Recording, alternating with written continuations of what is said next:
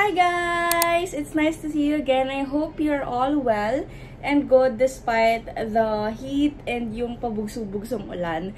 For this vlog, I won't be having a day in my life or a week in my life because I want to share with you guys my journal or notebook system.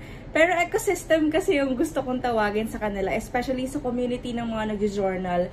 Parang tinatawag natin siyang journal ecosystem because of how you decide to write on it, what are the topics that you talk about, and what are the things that you mainly put or stick doon sa notebook mo talaga. Basta, there's so much of it, especially ang dami ding mga creators sa TikTok, sa iba't ibang platforms na nagsashare ng mga journal prompts nila. And ako, I want to share lang my notebooks and how I write and the prompts that I use, paano ko nakakakuha ng prompts, paano ko nakakakuha ng inspiration, and of course, to share with you guys some tips na rin para hindi kayo ma-journal block. So, let's start with the most basic one for me. The basic ones, the basic notebooks that I have are these three. Actually, itong dalawang to, magkasama talaga siya. So, let's start with this. Nakwento ko to before sa close friends ko sa IG nung hindi pa ako nagvo-vlog. And I got this sa Shopee. Yung mga stickers niya, hindi siya kasama pa kasi meron kaming printing services. Kaya printan ko lang siya ng stickers. And yung gantong notebook, this wasn't originally the notebook na kasama nitong leather piece na to. Meron siyang separate notebook na dalawa lang. Bumili lang ako ng 3 more kasi gusto ko sanang maging 3 yung division ng system para sa notebook na to. So, for this notebook, you're gonna first see may pictures there. Mga friends ko and family dyan. Tapos, meron din siyang pocket dito sa pinakadulo. So, ano nga ba yung system ng notebook ko dito? The first notebook I have is my habit tracker. Pati na rin yung progress ng mga gusto kong ma-achieve for this year. And dito ko nilagay yung vision board ko for the year 2025 kasi gusto ko sana every time na titingnan ko yung habit tracker ko is maaalala ko kung ano ba yung mga gusto kong gawin for this year. Tapos, sa gitna naman ng first notebook, I have yung sinasabi kong tracker na din sa project board. I got this tip sa TikTok from this guy, nakalimutan ko na username. I think I'll just post it sa screen. Tapos, sabi niya, everyday, tinitingnan niya to para ma-remind din siya kung ano yung mga major or big achievements na gusto niyang ma-achieve for this month, for this year, or for the following month. And then, for the second notebook I have, this is what I call my commonplace notebook. Yun din yung tawag na term sa TikTok. Sa TikTok din yun. Same guy na pinagkuhanan ko ng journal idea and same guy na pinagkuhanan ko ng traveler's notebook idea. Sa commonplace notebook, you can put there literally anything. The conversations na tumatak sa'yo from other people, the quotes, their favorite saying, and what really struck you sa iba't ibang happenings mo sa buhay. Kaya, it's advisable na you always have this kasi nandito yung commonplace notebook mo. So, when you have something to write down immediately, malalagay mo agad siya. Actually, this isn't the recommended size for a traveler's notebook kasi mas maganda kung pocket size siya para literal na madadala mo siya anywhere. And then, for the last notebook naman ng nilalaman nito before ng traveler's notebook ko is my to-do list. I update this every day. Dito ko rin nilalagay yung mga notes na kailangan kong ma-remember sa mga gagawin ko. Tapos ayan siya, ganyan yung nagiging system ko sa kanya. Iba't ibang color ng ballpen. Gusto ko lang maging gusto ko lang maging cute siya. Pero, kunyari, gumamit ka ng black ball pen para maglista ng to-do list mo. When you're crossing it out, you need to use another color of ball pen. Kasi meron tayong sense of accomplishment kapag nakikita natin talaga nagko-cross out tayo ng mga to-do list natin for that day. And the next one I have is this pink notebook. Hindi ko maalala if binili ko siya or this was a gift to me. by my friend nung nag-Christmas party kami. Itong Crybaby na to, nilagay ko lang siya dyan kasi meron akong Crybaby na yellow, bigay ni Gab. So, this notebook, my system for this notebook, yung mga external activities ko outside the university. So, I have like 1, 2, 3, 4 positions that I'm trying to work on. 4 positions na ino-oversee ko as director or as a co-lead for NGOs and then student council sa loob ng university. Actually, isa lang naman yung sa loob ng university, kaya sinama ko na siya dito. Bali, ang nagiging system lang sa notebook ko na to, yung bawat meeting notes na mapag-uusapan, kailangan gawin, kailangan i-oversee, kailangan i-set ng deadline. Kasi hindi kasi ako tech girly when it comes to writing down ng mga to-do list. Feeling ko, mas nagkakaroon ako ng sense of productivity and sense of accomplishment kapag nakasulat talaga siya, tas ako mismo yung nagko-cross out. Pero gumagamit ako ng Google Calendar kapag sobrang packed na talaga ng schedule ko para hindi ako nalilito kasi may makalimutin din ako. So, since done na tayo sa first 3 notebooks na basic na lagi kong dala sa school, I'm gonna move forward sa aking journal notebooks. Journaling notebooks na hindi ko talaga ginagawa. Hindi ko ginagawa yung prompts, but this was provided na nung binili ko siya. And ito siya. Ayan. Itong dalawang to. This one is 1 page at a time, and this one is Burn After Writing, na binili sa Fully Book sa Gateway Cubao, and then maybe sa BGC yung isa. Kasi, sa totoo lang guys, itong 1 page at a time, ano lang talaga siya, for 1 year mo lang siya kailangan sagutan. Kaso, hindi ko siya nasagutan, hindi ko siya natapos, kasi nakakalimutan ko siya gawin everyday. So, hindi siya naging 1 page at a time. Parang 1 page every month, na ganun yung nangyari. Kaya tumagal na yata sa akin to ng 2 years or 3 years na nga. Magti 3 years na siya ngayon. Bali, ang concept nitong 1 page at a time, meron na siyang mga pre-provide na prompts sa bawat sa bawat page niya. Maganda siya kasi it really gives you the time to think na rin. O kaya minsan pag gusto mo lang mag-cute-cute na mag-journal, tapos magbibigay siya sa'yo ng fun prompts na pwede mong gawin. Ayan. Meron din siyang mga prompts na pwede ka mag-interact with other people.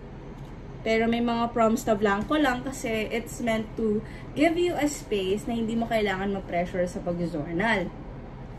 It's 595 nung last kong binili. I think same pa rin naman ang price of Fully Book ngayon. Kaya lang, nung last na sumili pa ko sa Fully Book, hindi ko na to nakikita. Mas nakikita ko na yung Burn After Writing. Burn After Writing by Sharon Jones.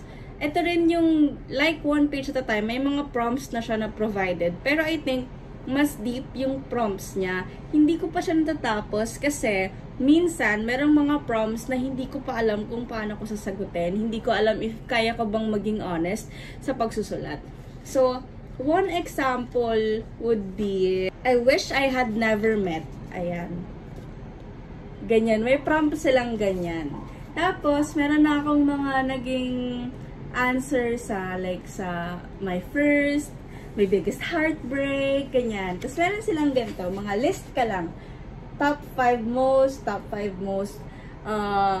places in the world, top 5 cities, regular people, nakilala mo, ganyan. Tapos, meron akong alam na merong prompts din na notebook. 57 list yata yun, 57 or 59 list na gusto ko sanang bilhin, kaya lang hindi ko nakikita yung physical copy niya. Pero nakikita ko yung mga questions, mga prompts sa Pinterest. Ayun yung dalawa guys na may prompts na. I recommend this one, the Burn After Writing. Kasi, ano siya, parang shadow work mo na din siya. Tapos, you get to burn it talaga, like, literal na burn it after writing. So, you can be free of your old self. Charet. Hindi ko alam kung anong uunahin ko. Kasi, the other category, medyo vulnerable side siya of me. So, I think, sige dito na lang. Ito. This was the notebook I got nung senior high school pa lang ko. Guys, ano na ako ngayon, magpo-4th year na ako. So, ilang years na siya sa akin, hindi ko pa rin siya napupuno. Kasi, ang dami kong gustong ilagay, hindi ko naman siya sinusulat. Madami na rin siyang process na dinaanan. Na may time na tinanggal ko yung buong page, ang dami ang kapal. Meron na siyang gantong nakatape kasi ayoko na siyang i-relive uli, ayoko nang basahin. Meron din siya nakatape uli kasi hindi ko alam if ganun ba talaga yung gusto kong gawin sa notebook na to. And yun yung mga statements, mga gusto kong maalala sa book na binabasa ko that time. And that time, it was 101 Essays by Brianna West. So, ganito kakapal yung notes ko about it. Tapos, every time na nagkakaroon ako ng bagong set or bagong system sa iisang notebook na hindi bago, tinitape ko na lang talaga siya. Tapos nagre-write na lang ako ng short letter para sa sarili ko na, ay, okay, this is a new start for me and this shall not be read by other people. Kasi mahilig akong mag-ganon. Meron din siyang maliit na pocket dito. Tapos, ganito actually, yung naging ano niya, blanco pa niya. Pero, kapag kasi sobra-sobra na yung naiisip ko, like gusto ko na talaga siyang malabas, pero hindi ko alam kung paano ko siya sasabihin, I tend to write. Kasi ayun naman talaga yung benefit and yung tulong ng pagsusulat sa atin and pagjournal. So, kapag kumukuha ako or pag nagjournal ako ng tungkol sa iniisip ko, it means shadow work. I get prompts from either TikTok or ChatGPT. Kasi, helpful talaga yung ChatGPT sa akin, lalo na sa mga prompts na ganyan. Kasi pwede ko lang siyang i-instruct na to give me prompts in relation to this, in relation to what I'm feeling, para mas ma-dig deeper ko yung conversation ko with myself. And mas hindi ako mahirapan to really heal what's trying to come out of my mind and my heart. Kasi syempre, alam naman natin, aminin na natin na meron talaga tayong mga bagay na pinagdadaanan. So, hindi natin kailangan mag-pretend. And even though hindi natin siya kayang masabi, we can always write it down. Kasi guys, half of your problem I solve now once you write it down. I believe that. Narinig ko lang din yan o nabasa ko somewhere else. Pero naniniwala ko sa quote na yon. And then, this one. My messiest notebook. Tingnan nyo naman, lahat ng stickers na yan, pinaglalagay ko lang, walang ka-organize. Kasi, gusto ko, ano lang siya, playful lang. This is my junk journal. Pero before, this was one of the notebooks na pinagsusulatan ko ng brain dump ko. Ayan. Madami siyang naging pinagdaanan. Madami siyang hinanakit sa buhay. Senior high ko pa rin to hawak. Hindi ko pa siya tapos ngayon. Dami pa yan. Brain dump, July brain dump. And hanggang sa naging,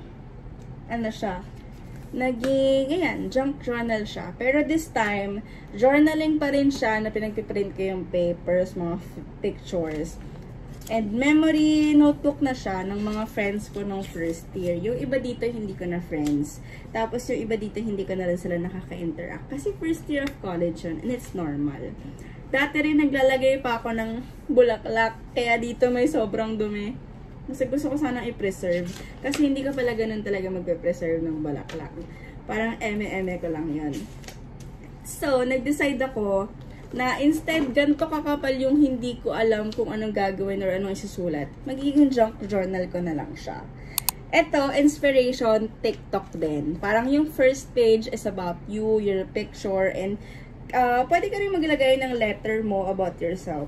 At sobrang pangit na ako sa first spread ko. Kasi pinaglalagay ko lang siya dyan. Tapos sabi ko, parang masarap maglagay ng welcome message. Background yan. Sa Bali ko to kinuha. Kasi gusto ko sana remembrance ako ng spread sa Bali. Ang pangit naman ng kinalabasan. Tapos, sabi ko, sige, move forward. Yan. Ito yung ginawa ko next. Lahat ng remembrance ng tickets ko sa Bali, ganito yung naging spread niya. Tapos, ayan. So, mga sumunod na, Ganito na yung mga naging spread ko. Favorite ko tong mga spread na to. First favorite na spread ko siya. Ina-upload ko siya sa IG ko, tapos hina-highlight ko siya doon. Syempre, may mga pangit naman talaga akong junk spread. Hindi ko na lang siya pinapost. Hindi ko na siya ipapakita dito.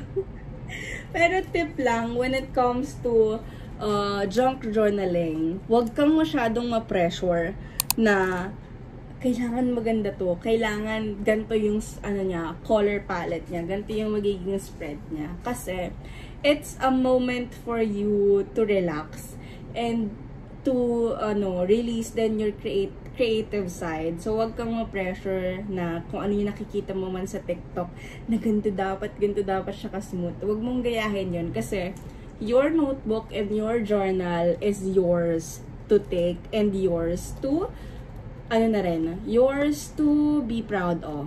Yan.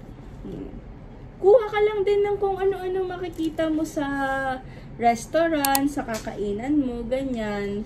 Tapos mo na lang siya. Deskartehan mo na lang siya kung paano mo siya gustong gawin. If hindi pa siya achievable like those junk journal inspirations na nakikita mo, it's okay kasi it's a process. And ayun nga, huwag tayo ma-pressure gumawa ng junk journal kasi kahit na literal na kalat talaga yan, huwag naman yung may mga mansa-mansa na. Kahit na literal na kalat yan, if there's meaning behind it, if you can remember the story behind that junk, I think that's what matters the most.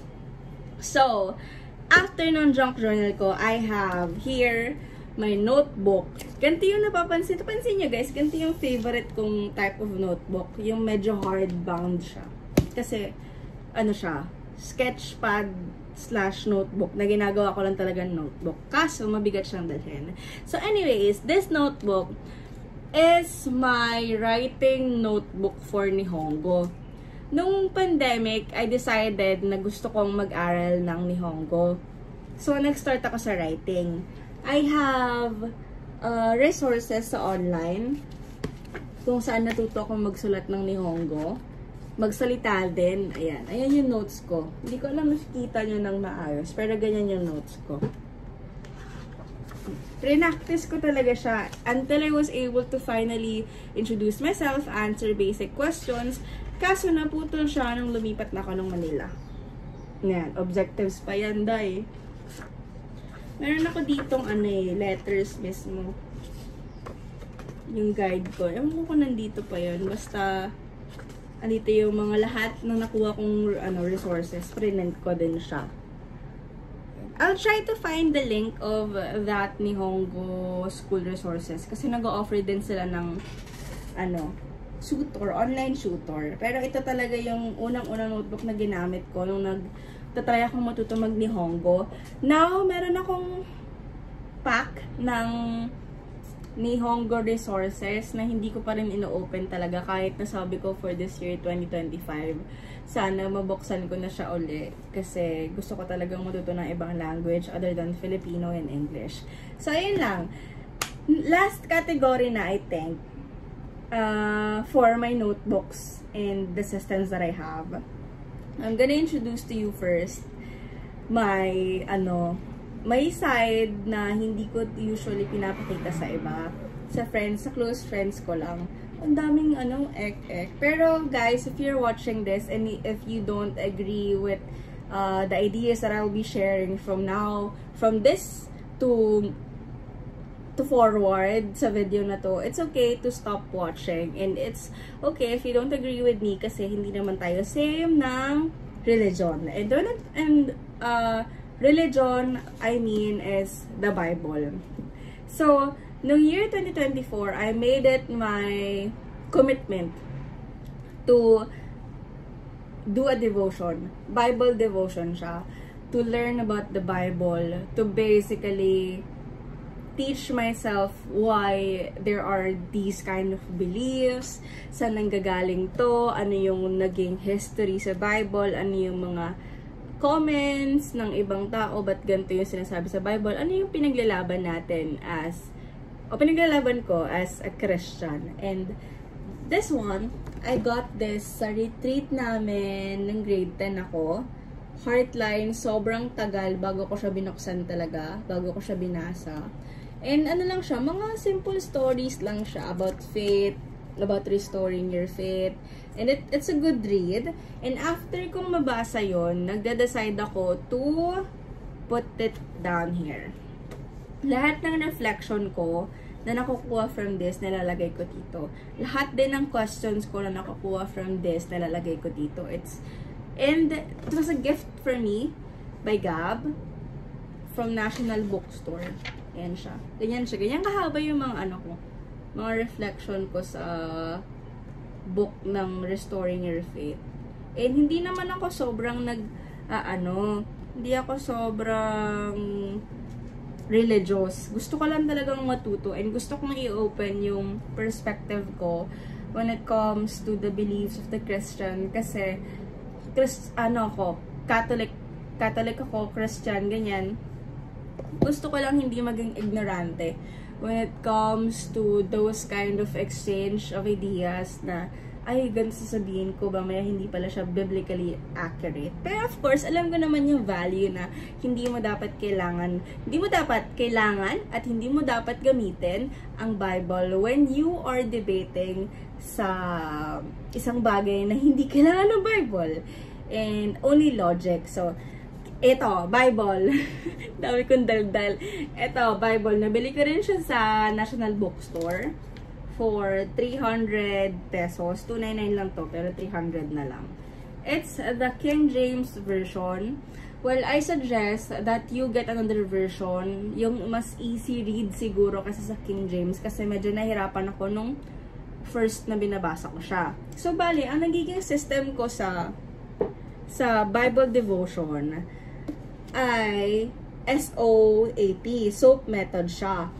Magbabasa ako ng scripture, maybe 1 chapter a day, tapos mag-highlight ako ng scripture na gusto kong mas palalimin yung thoughts ko, and then O for observation, A, application, kung paano ko siya i-adapt sa buhay ko, kung ma-adapt ko ba siya if I have questions, and P, prayer. So, basically, bago ako magbasa ng Bible, I make it a rule to pray before and after para I'm guided by the Holy Spirit and then guided, grounded sa kung ano ba talaga yung gusto kong gawin, kung bakit ko siya binabasa. Tapos, after kong ma-highlight, I have this notebook.